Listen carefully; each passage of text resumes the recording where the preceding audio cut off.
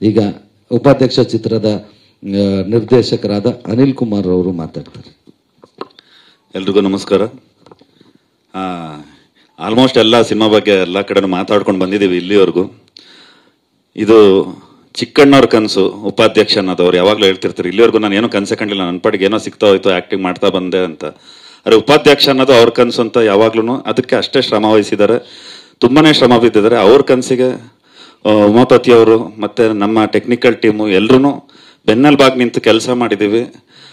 ಅದನ್ನ ತುಂಬ ಅದ್ಭುತವಾಗಿ ಮೂಡ್ ಬಂದಿದೆ ಅಂತ ನಾನು ಹೇಳ್ಕೊಡೋದಕ್ಕಿಂತ ಇಲ್ಲಿವರೆಗೂ ಬಿಟ್ಟಿರೋಂಥ, ಈಗ ಉಮಾಪತಿ ಸರ್ ಹೇಳಿದ್ರು, ನಾವು ಬಿಟ್ಟಿರೋಂಥ ಎಲ್ಲ ಕಂಟೆಂಟ್ಗಳನ್ನು ಯೂಟ್ಯೂಬಲ್ಲಿ ಮೋರ್ ದೆನ್ 8 ಮಿಲಿಯನ್ಸ್ 9 ಮಿಲಿಯನ್ಸ್ ಆ ಥರ ಹೋಗಿದೆ. ಸೊ ಜನಕ್ಕೆ ಇಷ್ಟ ಆಗ್ತಿದೆ ಅಂತ ನಾವು ಅದ್ರ ಮುಖಾಂತರ ನಮ್ಗೊಂದು ಒಳ್ಳೆ ಇನ್ವಿಟೇಷನ್ ಪಬ್ಲಿಕ್ಕಿಗೆ ತಲುಪಿಸಿದ್ದೀವಿ. ಜನ ಬಂದು ಚಿಕ್ಕಣ್ಣನ ಕೈ ಹಿಡಿತಾರೆ, ಅಧ್ಯಕ್ಷನ ಹೇಗೆ ಕೈ ಹಿಡಿದ್ರು ಅದೇ ರೀತಿ ಉಪಾಧ್ಯಕ್ಷನೂ ಕೈ ಹಿಡಿತಾರೆ.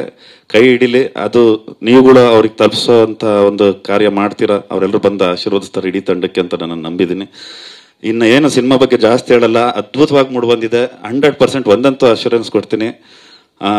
ಸಕ್ಸಸ್ ಮೀಟಲ್ಲಿ ಥ್ಯಾಂಕ್ಸ್ ಹೇಳೋದು ತುಂಬಾ ವಿಷಯಗಳಿದೆ, ತುಂಬಾ ಜನಗಳಿದ್ದಾರೆ, ತುಂಬಾ ವ್ಯಕ್ತಿಗಳಿದ್ದಾರೆ. ಅವ್ರಿಗೆಲ್ಲ ಸಕ್ಸಸ್ ಮೀಟಲ್ಲಿ ಹೇಳ್ತೀನಿ, ಅವತ್ತು ನಿಮ್ಮ ಜೊತೆ ಸೆಲೆಬ್ರೇಟ್ ಮಾಡ್ತೀನಿ. ಅಲ್ಲಿವರೆಗೂ ಜನ ಸಿನಿಮಾ ನೋಡಿ ಬೆನ್ ತಟ್ಲಿ ಅಂತ ಕೇಳ್ಕೊತೀನಿ. Thank you.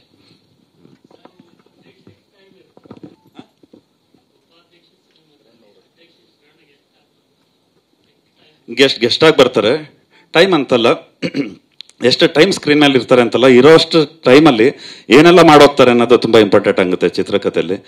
So guest appearance ಇದಾರೆ ಅನ್ನೋದೊಂದಿತ್ತು. ಈಗ ಎಲ್ಲಿ ಬರ್ತಾರೆ, ಯಾವಾಗ ಬರ್ತಾರೆ, ಯಾವ ರೀತಿ ಬರ್ತಾರೆ ಅನ್ನೋದು ಥಿಯೇಟ್ರಲ್ಲಿ ಆಡಿಯನ್ಸ್ ವೆಯ್ಟ್ ಮಾಡ್ತಾ ಇರ್ತಾರೆ. ಬಟ್ ಒಂದು ಸುಮಾರು ಕಡೆ ಇಲ್ಲಿ ಬರ್ತಾರೆ ಅಂತ ಅನ್ಸುತ್ತೆ. ಎಲ್ಲಿ ಬರಲ್ಲ ಅನ್ಕೊಂಡಿರ್ತಾರೆ ಅಲ್ಲಿ ಅನ್ಎಕ್ಸ್ಪೆಕ್ಟೆಡ್ ಆಗಿ ಬರ್ತಾರೆ. ಅಲ್ಲಿ ಬಂದ್ಮೇಲೆ ಚಿತ್ರಕಥೆ ಸ್ಪೀಡ್ ಆಗಲಿ ಮತ್ತೊಂದಲ್ಲಿ ಟೇಕ್ ಆಫ್ ಬೇರೆ ಕಡೆ ಹೋಗುತ್ತೆ. ಅದು ಸ್ಕ್ರೀನಲ್ಲಿ ನೋಡಿ ನೀವು ಎಂಜಾಯ್ ಮಾಡಬೇಕು.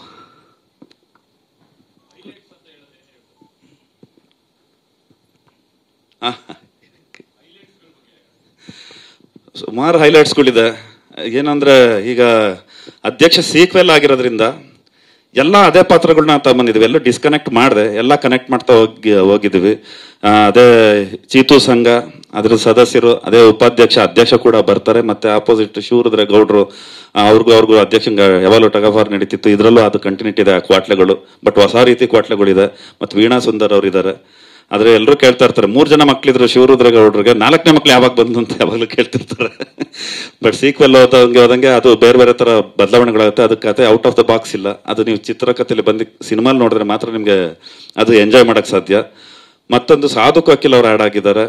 ಮತ್ತೆ ನಾವು ಸತ್ಯಜಿತ್ ಅವ್ರು ಇರ್ಬೇಕಿತ್ತು, ಮತ್ತೆ ನಮ್ಮ ರಾಕ್ ಲೈನ್ ಸುಧಾಕರ್ ಅವ್ರು ಇರ್ಬೇಕಿತ್ತು. ಅವ್ರು ಮಿಸ್ಸಿಂಗ್ ಆಕ್ಚುಲಿ. ಅವ್ರಿದ್ರೆ ಇನ್ನೂ ಚೆನ್ನಾಗಿರ್ತಿತ್ತು ಅಂತ ನನ್ನ ಫೀಲ್. ಅವ್ರನ್ನ ಮಿಸ್ ಮಾಡ್ಕೊಂಡಿದೀವಿ. ಅದ್ಬಿಟ್ರೆ ಇಡೀ ಸಿನಿಮಾದಲ್ಲಿ ಪ್ರತಿಯೊಂದು ಸೀನು ಎಂಜಾಯ್ ಮಾಡ್ತಾರೆ. ಹೈಲೈಟ್ ಅಂತ ಏನ್ ಹೇಳೋದಕ್ಕೆ ಇಷ್ಟಪಡ್ತೀನಿ ಅಂದ್ರೆ, 2.5 hours ಸಿನಿಮಾ ಇದೆ. ಮ್ಯಾಕ್ಸಿಮಮ್ 90% ಎಷ್ಟು ನಗಿಸ್ತಾರೆ ಕರೆಕ್ಟ್. ಎಲ್ಲ ನಕ್ಬಿಟ್ಟು ಜನ ಥಿಯೇಟರ್ಗೆ ಹೋದ್ಮೇಲೆ ಆಚೆ ಹೋಗ್ಬೇಕಾರೆ ಥಿಯೇಟ್ರಿಂದ, ಸರಿ ನಗ್ತೀವಿ ಏನೋ ಒಂದು ಮಿಸ್ಸಿಂಗ್ ಅಂತ ಅನ್ಬಾರ್ದು. ಅದಕ್ಕೊಂದು ಒಳ್ಳೆ ಕತೆ ಬೇಕು. ಬರೀ ನಗ್ಸಿದ್ರೆ ಆಗಲ್ಲ, ಅಥವಾ ಬರೀ ಆಕ್ಷನ್ ಮೂವಿ ಅಂತ ಬರೀ ಫೈಟ್ ಮಾಡಿದ್ರು ಆಗಲ್ಲ. ಅಲ್ಲೊಂದು ಒಳ್ಳೆ ಕತೆ ಇರಬೇಕು, ಅಲ್ಲೊಂದು ಒಳ್ಳೆ ಎಮೋಷನ್ ಇರಬೇಕು. ಚಿಕ್ಕಣ್ಣ ಆಗಲಿ, ಮಲಾಯಕ ಆಗಲಿ, ರವಿಶಂಕರ್ ಅವರಾಗ್ಲಿ, ಬರೋ ಎಲ್ಲಾ ಪಾತ್ರಗಳು ಎಷ್ಟು ನಗ್ಸಿದ್ದಾರೆ. ಒಂದು ಪರ್ಟಿಕ್ಯುಲರ್ ಎಪಿಸೋಡ್ಸ್ ಬರುತ್ತೆ, ಅಲ್ಲ ಅಷ್ಟೇ ಅಳಿಸಿದ್ದಾರೆ. ಯಾಕೆಂದ್ರೆ ಕಾಮಿಡಿಯನ್ ಇದಾರಲ್ಲ, ನಗ್ಸೋರು ಅಳ್ಸೋದು ತುಂಬಾ ಕಷ್ಟ. ಬಟ್ ಅವ್ರಿಗೆ ಪೇನ್ ಆದಾಗ ನಮಗೆ ನೋವಾಗುತ್ತೆ. ಯಾಕೆಂದ್ರೆ ಯಾರೇ ಆಗ್ಲಿ, ಯಾವತ್ತೂ ಅಳ್ದಲ್ಲೇ ಇರೋರು, ಎಲ್ಲಾರ್ಗು ನಗಿಸ್ತಾ ಇರೋರು ಒಂಚೂರು ನೋವು ಮಾಡ್ಕೊಂಡ್ರೆ ನಮ್ಗೆ ನೋವಾಗುತ್ತೆ. ಅದು ಚಿಕ್ಕಣ್ಣ ಅದ್ಭುತವಾಗಿ ಒಂದು ಸೀನಲ್ಲಿ ಆಕ್ಟ್ ಮಾಡಿದ್ದಾರೆ. ಅದು ಫ್ಯಾಮಿಲಿ, ನಮ್ಮ ಪ್ರೊಡ್ಯೂಸರ್ ಫ್ಯಾಮಿಲಿ, ನಾವೆಲ್ಲ ಸಿನಿಮಾ ನೋಡ್ಬೇಕಾದ್ರೆ ಇವ್ರ ಮಗಳು ಕೂಡ ಅಳ್ತಾ ಇದ್ಲು, ಇವ್ರ ವೈಫ್ ಕೂಡ ತುಂಬಾ ಫೀಲ್ ಆಗಿದ್ರು. Even my wife. ನನಗೆ ಸೆಟ್ಟಲ್ಲೇ ಚಿಕ್ಕಣ್ಣ ಆಕ್ಟ್ ಮಾಡ್ತೀರಾ ನನ್ನ ಕಣ್ಣಲ್ಲಿ ನೀರು ಬರ್ತಿತ್ತು. ಅದು ಅಷ್ಟು ಚೆನ್ನಾಗಿ ಆಕ್ಟ್ ಮಾಡಿದ್ದಾರೆ. ನಮ್ಮ ಸಿನಿಮಾ ನಾವು ಹೇಳ್ಕೊಂಡ್ರೆ ಜಾಸ್ತಿ ನೋಸ್ಬೋದೇನೋ, ನಿಮ್ಗೂ ಅದು ಫೀಲ್ ಆಗೇ ಆಗುತ್ತೆ. ಅಂದ್ರೆ ನಾನು ಯಾಕೆ ಹೇಳ್ತಿದ್ದೀನಿ ಅಂದ್ರೆ, ಕಾಮಿಡಿ ಎಂಟರ್ಟೈನ್ ಮಾಡೋ ಮುಖಾಂತರ ಒಂದೊಳ್ಳೆ ಫ್ಯಾಮಿಲಿ ಎಮೋಷನ್ ಹೇಳಿದ್ದೀವಿ. ಕುಟುಂಬ ಸಮೇತರಾಗಿ ನೋಡೋಂಥ ಸಿನಿಮಾ ಎಲ್ಲ ಫ್ಯಾಮಿಲೀಸು ಬಂದು ನೋಡ್ಬೇಕು ಅಂತ ಕೇಳ್ಕೊತೀನಿ.